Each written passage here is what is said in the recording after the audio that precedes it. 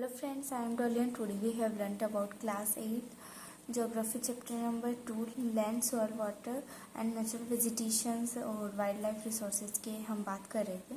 तो आज हमारा ये चैप्टर नंबर 2 का पार्ट नंबर 2 है जिसमें हम पढ़ेंगे conservation of land resources and landslide के बारे में। तो जैसे कि हम लोगों को ऑलरेडी पता है कि हमने हमारी पिछली वीडियो में क्या पढ़ा था, लैंड के बारे में पढ़ा था कि लैंड क्या चीज़ है, वो किन किन चीज़ों के काम आती है। तो हमारा जो लैंड का जो टॉपिक जो है वो अभी तक ख़त्म नहीं हुआ है, वो हमारा रेगुलेट करेंगे हम आज से। बात ये है आज कि मैं आज आपको थोड़ा सा क्या बताने वाली हूँ कि लैंड जो है उसका कंजर्वेशन किस प्रकार से किया जाता है। और स्लाइड जैसे कि आपने सुने होंगे लैंड स्लाइड्स के नाम इस प्रकार के ना। तो पिछले वीडियो में हमने कुछ पढ़ा था लैंड के बारे में। अब देखो, लैंड एक ऐसी चीज़ है जो हर जगह काम में आती है। मतलब अगर आपको बैठना है तो आप कुर्सी कहाँ पर रखेंगे, लैंड पे ही तो रखेंगे, मिट्टी पे ही तो रखेंगे। मिट्टी मतलब वो तो घर में रखेंगे, लेकिन घर भी तो मिट्टी के ऊपर ही बनेगा ना, है ना। तो फिर अब देखो, घर लैंड के ऊपर बनेगा और फिर हम कुर्सी किस पर रखेंगे, घर पर रखेंगे। तो वो घर भी तो उसी मिट्टी के ऊपर रखा हुआ है। तो इसका मतलब क्या है कि एक चीज़ एक के ऊपर डिपेंडेंट है ना। मतलब घर किसके ऊपर डिपेंड रहेगा, लैंड के ऊपर। कुर्सी किसके ऊपर रहेगी, होम के ऊपर, है ना। तो इसी प्रकार से लैंड रिसोर्सेज में भी क्या होता है, कुछ इसी प्रकार का कंजर्वेशन होता है। और लैंडस्लाइड्स में तो आपको पता ही है कि लैंडस्लाइड जो है वो हर जगह हमारे को देखने को मिल सकते हैं जब आप कहीं जाते हैं। अगर आपने पढ़ा हो कि जब हम कभी भी मतलब इधर Antarctica, Switzerland, therefore these countries, इनमें जो है मतलब वॉल्केनोज इरप्टिंग और ये जो क्या बोलते हैं ये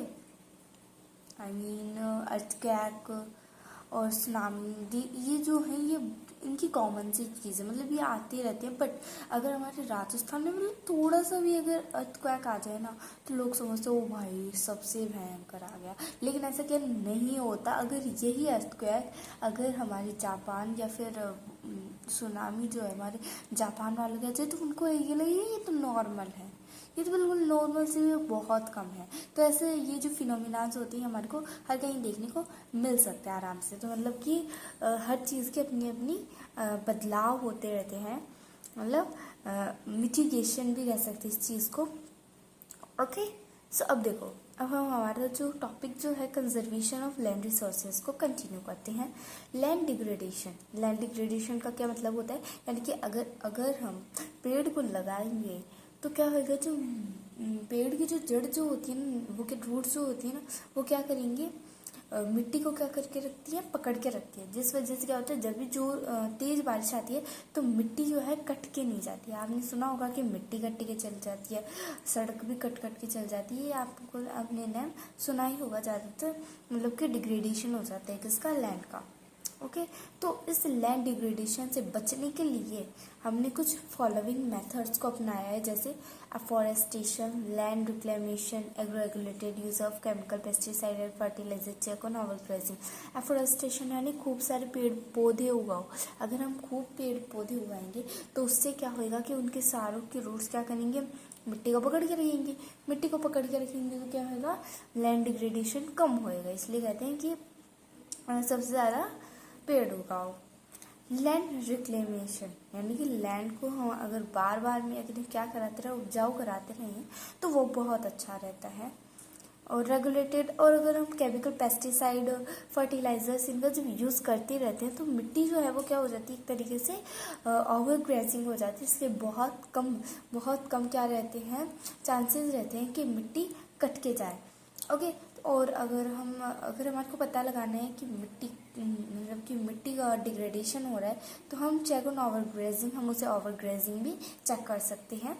ओके, तो लैंडस्लाइड्स देखिए, अब ये नेक्स्ट टॉपिक है हमारा लैंडस्लाइड्स।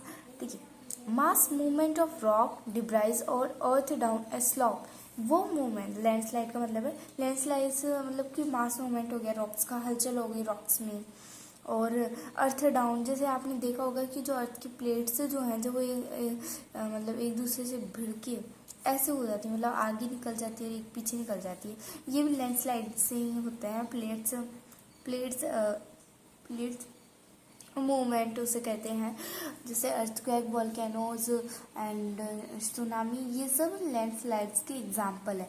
तो कॉजेज जैसे आपको मैंने बता ही दिए हैं कॉजेज में, तो कि earthquake, flood and volcanoes, mining, deforestation etcetera.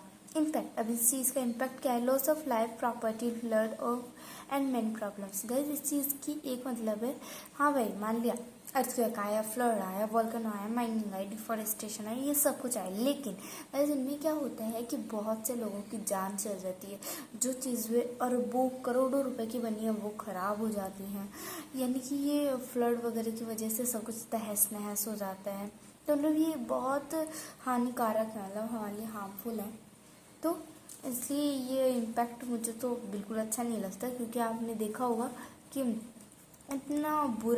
इतनी बुरी वो हो जाती है क्या, मतलब कि मतलब जो लोग मजदूर होते हैं ना, मतलब कि किसी भी जगह का कंस्ट्रक्शन चल रहा है, तो मान लो अर्थक्वेक आया और वो जो मंजिल जो बन रही थी वो गिर गई, है ना, वो प्रॉपर्टी जो बन रही थी वो गिर गई। इसलिए क्या हुआ कि बहुत से लोगों की तो जान चली गई, बहुत से लोग मर ही गए, और मतलब बहुत से लोग की तो जान चली गई थी, और बहुत से लोग तो ऐसे थे जो सिर्फ और सिर्फ मतलब कि अब वो बच्चे तो हैं, जिंदा तो हैं, लेकिन जीने का कोई फर्क नहीं, किसी का हाथ टूट गया, किसी का पैर टूट गया, अब वो बेचारे पैसे भी कमाएंगे तो कैसे कमाएंगे?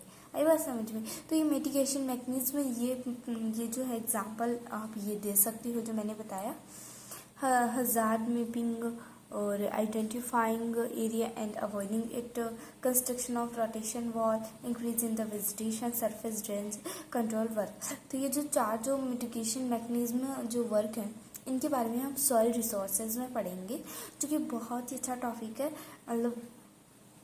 तो मिलते हैं नेक्स्ट वीडियो में। तो कैसी लगी वीडियो? अच्छी लगी तो वीडियो को लाइक कीजिए, चैनल को सब्सक्राइब कीजिए, वीडियो को शेयर कीजिए। तो मिलते हैं नेक्स्ट वीडियो में। Till then thank you, take care.